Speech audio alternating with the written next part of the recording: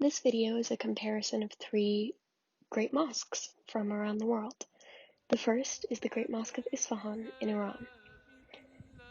It's a Shia mosque and one that is so incredibly full of Persian identity and things that are indicative of Persian art and architecture. The clearest example of this Persian art style is found in the color scheme. The four Iwans of Isfahan are all covered in a light blue and gold color scheme. It dominates the Makarnas of the Qibla wall and the geometric and floral patterns that line the colonnades of the courtyard. This color scheme is also mirrored and reflected in the blue water in the center of the courtyard space. This brilliant blue color predates the arrival of Islam in Iran. It's found in pre-Islamic pottery, in multiple examples both within the region and exported out. This is also the origin of blue patterns on china. That kind of brilliant blue was copied by later Han Dynasty China from earlier Persian pottery. So this kind of blue color is indicative of Persian identity, Persian culture that predates Islam. It's also a continuity, not just the blue, but this larger color scheme of blues and golds and kind of watercolor purples. A perfect example of this is the folio of a court of Gayumars from the Shahnameh, which was created after Islam arrived in Iran, but is a continuity in that the Shahnameh is a story of powerful Persian kings and that kind of line of Persian kings. And so this is a book that's been reproduced as a retelling of Persian history and Persian culture throughout time. So while this specific folio is from after Islam's arrival, it is likely a recreation, or at least based on folios that predate the arrival of Islam.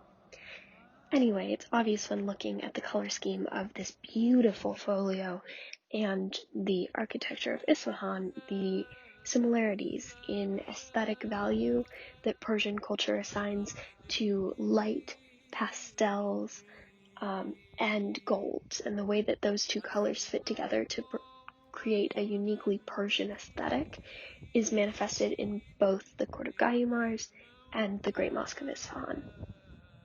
Isfahan is a 4-Iwan plan. These 4 Iwans surround a central courtyard. That courtyard has a pool of water in the shape of a flower. This focus on water as a life-giving force and the courtyard space are continuities that we will see in the other 2 mosques today and generally in mosque architecture around the world.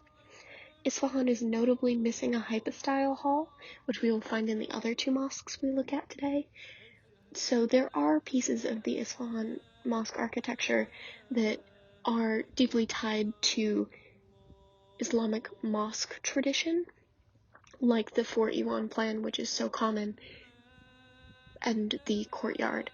But this color scheme and the immediate visual impact of this mosque are more so tied to pre-Islamic Persian culture than they are to mosque architecture as a whole. The second mosque we're going to look at is the Great Mosque of Cordoba in Spain. Cordoba's plan is also dominated by a courtyard, although it's not in the center. There's a courtyard and a hypostyle, which was largely expanded over 3 stages of development of the mosque.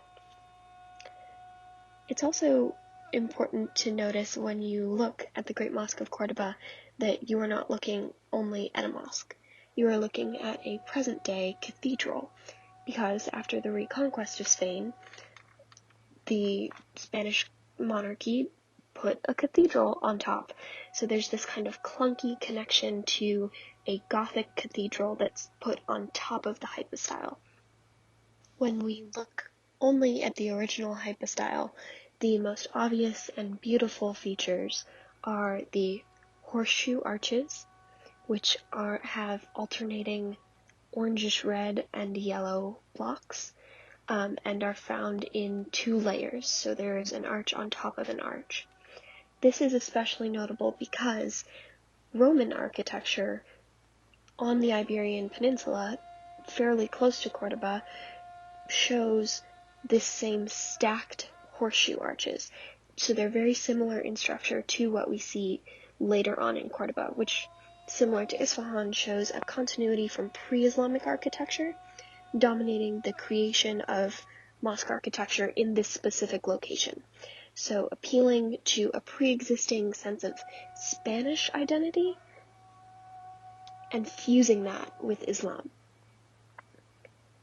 The other way in which we see a fusion in Cordoba is, again, in the color scheme. These oranges and yellows are seen in folios and architectural spaces before and after Islam's arrival in Spain. So the color scheme is a uniquely Spanish one.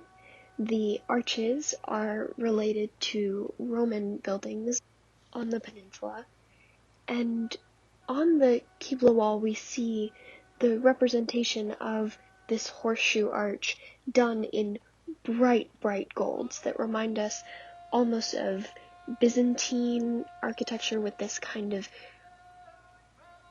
gold inlay. So there's a focus on reds and oranges and golds that's uniquely Spanish, and that's manifested here on the Qibla wall, in the same way that we see those blues and golds on the Makarnas and the Qibla wall in Isfahan. So there's a fusion of an architectural feature that is necessarily Islamic. Its goal is to show you what direction to pray in, with a pre-existing cultural aesthetic that we see in both mosques. Similar to Isfahan, when we look at the plan of Cordoba, it is fairly obvious at first that this is a mosque. We have a large courtyard space, which has now been filled with orange groves, but originally was a more traditional courtyard space, like we see at the Alhambra. And we have this focus on water and on life-giving in that courtyard space, and also in the way that light filters through the building. The clerestory lighting that we find in the hypostyle shows light filtering in to create a separate, sacred, transcendent space, which is common in lots of Islamic architecture around the world. So we have these things that are clearly tied to Islamic identity, but also aspects that are from pre-existing cultures that fuse to create something incredibly unique at Cordoba, and that is altered yet again when you take into consideration that this is no longer a mosque. The third mosque in this video is the Great Mosque of Janneh in Mali. It's obvious when you first see this that it is very different from the other two we're looking at. This visual distinction is created by the fact that this is a mosque made of mud brick. Now, we don't have very many mud brick buildings around, for a very clear reason. They don't stay very long, they don't last, which is why Janneh is so fascinating. It does start to fade and fall apart with the rains. Every year, we see this mosque begin to slide and deteriorate, because it is made of mud, and it's not as sturdy as the other building materials that we see in our everyday life. In Mali, especially in Janneh, we have mud brick buildings that have been continuously rebuilt by the families who live there every year as it rains, to maintain entire mud brick houses and structures and marketplaces. And the Great Mosque of Janneh fits very clearly into that identity of mud brick architecture in Mali. It has to be rebuilt every year by the community, but that adds to its power. It is created and rebuilt by community strength and community power. It necessitates involvement, which is what every mosque's goal is. Janneh is just dependent on the love and continuous support and visitation of its community in a more literal way than other mosques.